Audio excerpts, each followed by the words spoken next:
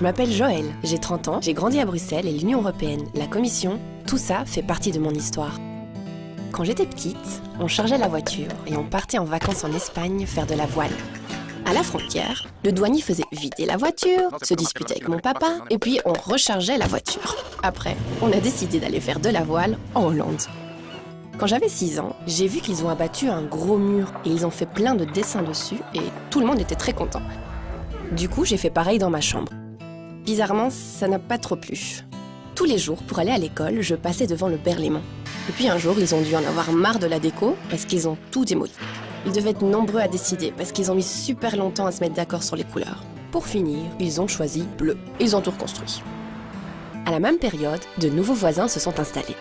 Des Italiens, des vrais. Des gens calmes, discrets, jamais un mot plus haut que l'autre. Lui, avant, il était mineur. Non, mineur dans les mines. À coups de verre de grappa, on a petit à petit refait l'Europe. Et puis, il y a eu l'euro. Et pour les adultes, l'enfer a commencé. 1 euro valait 40 francs belges, qui valait environ 6 francs français, soit plus ou moins 2 gulden, soit la moitié de 3,8 Deutschmark.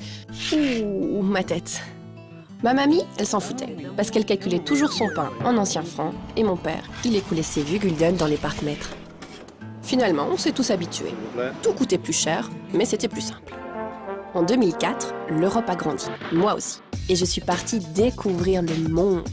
Enfin, j'ai fait un Erasmus au Danemark, grâce auquel je parle désormais couramment l'anglais sans accent suédois. Tout était nouveau, le pays, la langue, la culture. Première fois aussi que je vivais sans mes parents. En rentrant à Bruxelles, il a fallu que je devienne enfin adulte. Le traité de Lisbonne, les noms au référendum irlandais-français, l'Europe avait besoin de moi. J'ai donc fait un stage au Parlement européen.